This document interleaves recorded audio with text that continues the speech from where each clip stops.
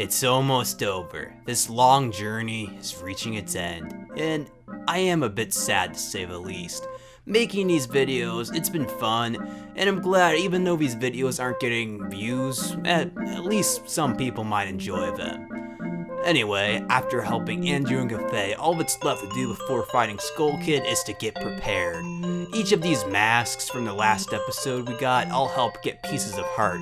If you wear a postman's cap, you can get a piece of heart from the mailbox. With the Keaton's mask, you can play a quiz game with this Keaton and get another piece of heart. And at the mayor's office, you can stop their argument with the couple's mask and get yet another piece of heart. I got a few more heart pieces as well, not all of them though. Well, heck, I got barely over half of them. But if you have all the masks and most of the bottles with fairies in them, you should be fine for the final fight. With all 4 giants rescued on midnight of the final day back at the clock tower, you can go back to fight Skull Kid.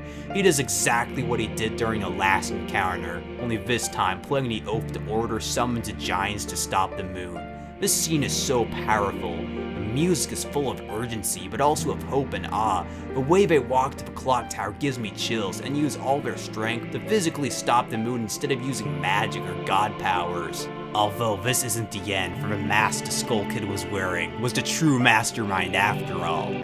Majora, one of the most powerful entities we've ever seen in Zelda, uses its powers to possess the moon and tries to consume everything. Tattle and Tail have a brief reunion before Link and her follow after Majora inside the moon.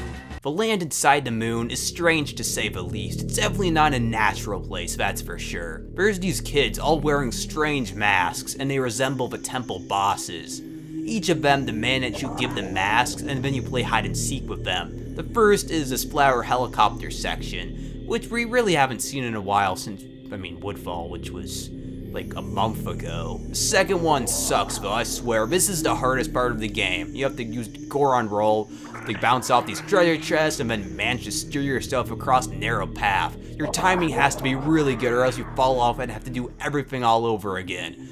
Thankfully there's no time limit because it took me half an hour to do this right. The third section is a water maze with a bunch of different routes to choose from. Overall, probably the easiest of the 4. The fourth and final segment is a puzzle room with some short fights with mini bosses and the typical puzzles you'd see in a dungeon. At the end of each of these, you give the children more masks, and if you collected all 23 so far, you get the coolest Zelda item of all time. Once you've played with the 4 children, talk to the last child sitting by the tree wearing Majora's mask. He wants to play good guy versus bad guy, and if you did get all the masks, he gives you a fierce deity's mask. Right after this, the final showdown with Majora begins. Putting on the fierce deity's mask transforms Link into a god, and the strongest iteration of him that I'm aware of. Without this mask, the fight is sort of tough, but with it you can destroy Majora in under a minute. He has 3 forms total: his mask form, his incarnation form, and finally his final form,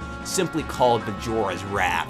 Each of these forms are hideous, and if you don't plan on getting the fierce deity's mask, at least stock up on some arrows and fairies. I really like how mysterious Majora is. There's tons of theories on what it is.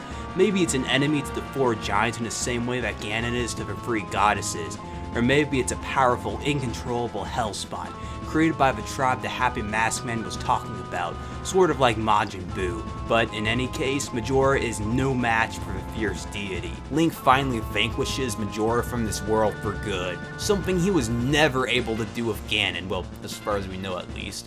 With its death, the moon is no longer a threat to Termina. Skull Kid is also freed from its control, and becomes friends with the fairies once again. The Happy Mask Salesman is disappointed that the evil from the mask is gone, but accepts it anyway. He bids farewell, disappearing like a ghost in plain sight, solidifying his spot as the creepiest Zelda character of all time. Well, at least one that's not a villain. What's interesting though is that in the Majora's Mask manga, Link actually kills him, which is pretty interesting. With peace restored to Termina, all the good deeds Link had done in each timeline merge into one timeline where everyone is happy. Cremia is proud of her sister's archery skills, the Indigo perform, Andrew and Cafe have their wedding, there are all sorts of events, everyone is happy. Everyone except for Link though, who even though has made a world of new friends and has changed the lives of hundreds for the better, leaves Termina like he did Hyrule, looking for Navi once again.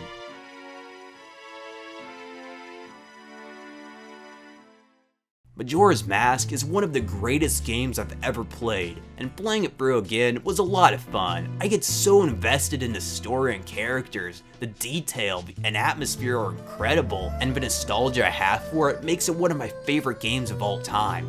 In fact, for a short point in middle school, it was my favorite game of all time. That being said, it's not for everyone. The time cycle is a deal breaker for a lot of people, and might be for you too. Majora's Mask isn't easy, it takes a lot of work and dedication to fully enjoy it, and if you're willing to give it that, then there is a good chance that you're gonna enjoy it, but if not, there is a chance that you won't like it at all. People's opinions of this game are mixed to say the least. When it first came out, many saw it as the worst Zelda, then around the mid-2010s, it started to become popular, thanks to the 3DS remake and a bunch of creepypastas and fan theories. But for some reason now, it's starting to become unpopular again, and I don't know why. I don't know what's causing it. Although if I had to guess, it might be because of the original version being on Switch Online, and people are playing it again, the original version for the N64, and it's been exposed to a new generation, I guess. Speaking of which, if you want to play this game for yourself, there are a lot of options. There's the N64 original, which is what I've played in this video. There's a port on the GameCube, it came out on the Wii Virtual Console, the Wii U Virtual Console, there's the 3DS remake, which I've talked about 100 times, and finally the re-release on Switch Online. Each of these versions have their pros and cons. If you're intimidated by the difficult parts you've seen in this video, I'd recommend the 3DS version. If you want to go authentic, I'd recommend the N64 version, and if you want good video quality, I'd go with the re-releases. Whatever version I play though, I feel a strange sensation that very few games make me feel. It makes me feel alive. Those of us who do love Majora's Mask will always hold this game deep in our hearts as one of the greatest things Nintendo has ever created. With that, I'll see you all next time, where I don't know what the heck I'll be talking about, but I definitely won't be Zelda related, I'll tell you that. And, you know, I really enjoyed doing the series. At least for a while. I mean, towards the end, I started to get burnt out a little bit, but, you know, I hope everyone enjoyed the series. And with that, next time, everyone.